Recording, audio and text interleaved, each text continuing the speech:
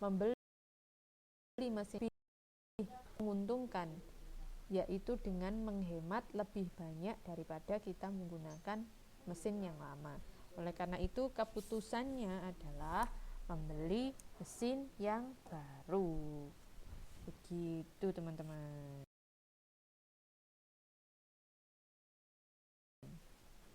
Ilustrasinya sudah jelas?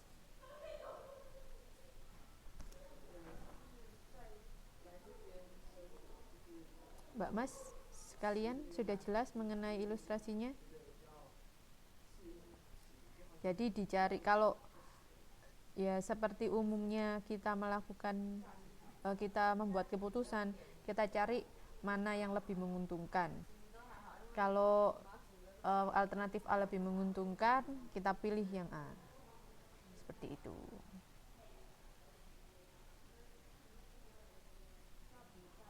Oke, kita lanjutkan.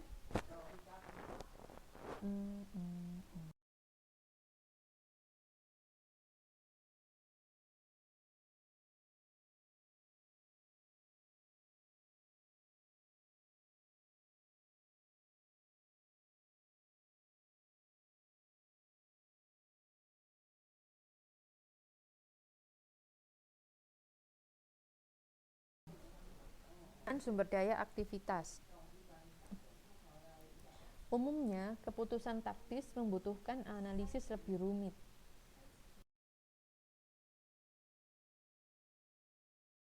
Kuncinya dipertimbangkan ketika menilai relevansi. Jadi kita karena dia jangka pendek, maka kemungkinan akan lebih rumit. Tapi biar nggak terlalu rumit, kita harus fokus pada permintaan dan penawaran sumber daya. Sumber daya kita cukup nggak untuk melakukan alternatif yang ini. Misalnya tadi kita mau beli kita mau beli mesin, kita punya uang nggak buat beli mesin? Kalau nggak punya uang, ya kita aja, pakai mesin yang lama aja, seperti itu. Kita harus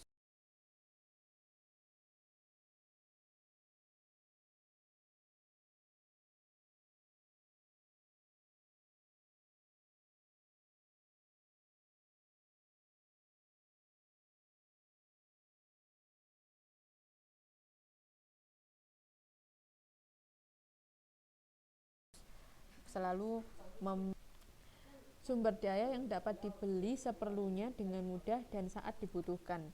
Jadi sumber dayanya kalau kita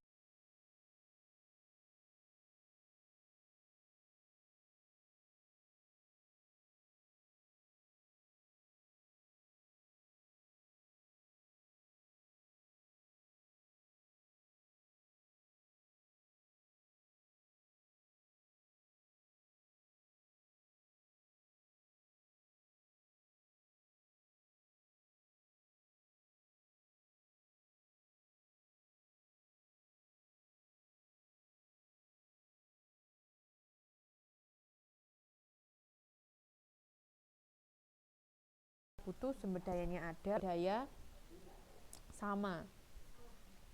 Jika permintaan berubah, maka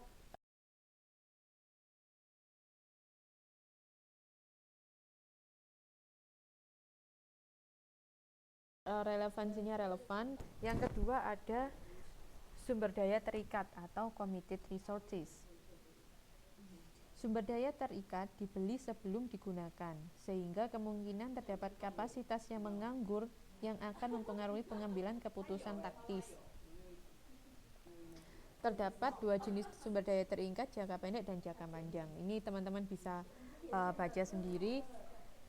Contohnya ada PT Arumsari, memiliki 5 orang insinyur produksi dengan kapasitas 2.000 per jam, atau dengan kata lain 10.000 per jam. Kos kapasitas ini adalah 25.000 per jam. Kapasitas normal operasi 9.000 jam, maka akan terdapat 1.000 jam kapasitas yang menganggur. Jadi kita mempunyai sumber daya 10.000 jam, tapi yang dibutuhkan hanya 9.000 jam. maka yang 1000 jam ini menjadi kapasitas yang menganggur.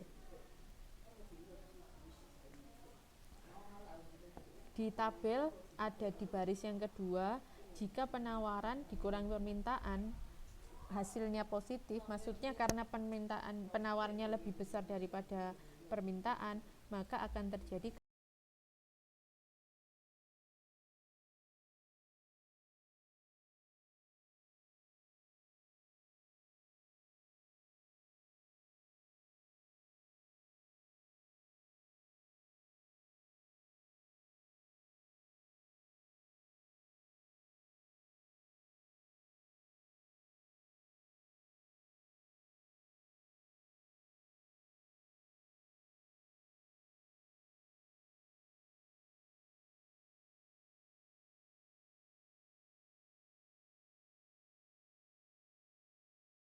terikat itu dia dari awal sudah beli sepaket misalnya, tapi diperlukannya tidak sebanyak itu.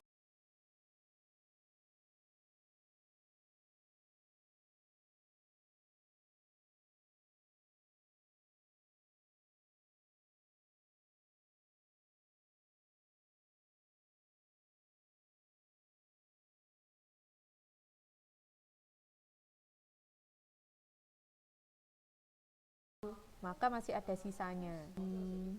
Kos tetap, depresiasi merupakan committed cost atau alokasi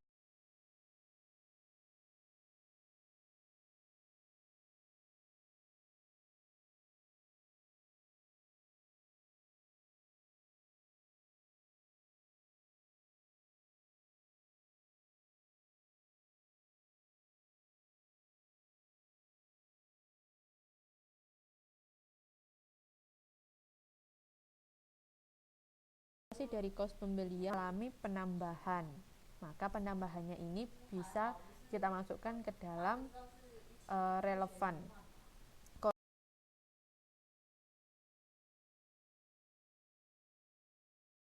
Kos relevan atau kita nambah biaya untuk kos tetap atau tidak. Jadi tambahannya yang kita masukkan ke dalam kos relevan. Seperti itu. Kemudian yang keempat adalah informasi relevansi lainnya. Misalnya di sini ada opportunity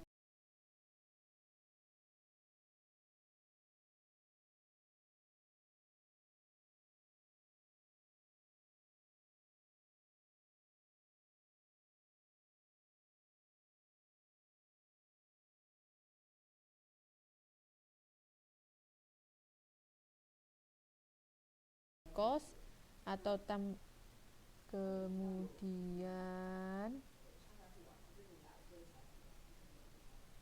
ada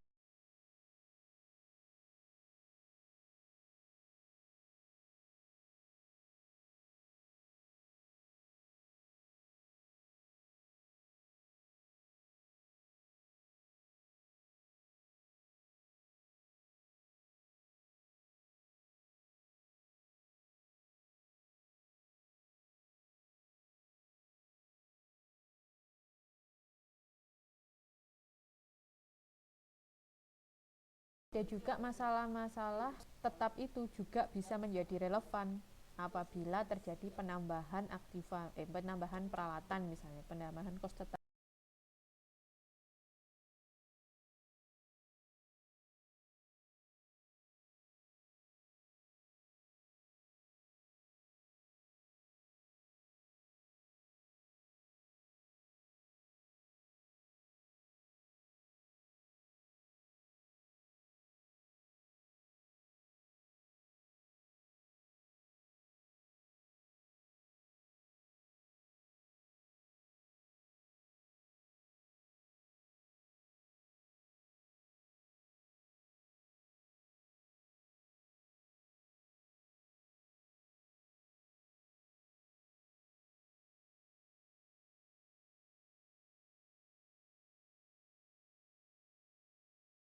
Tersebut keputusan kita. Kalau biayanya itu, dan biayanya bisa berubah untuk masa depan, biayanya bisa berubah, bisa kita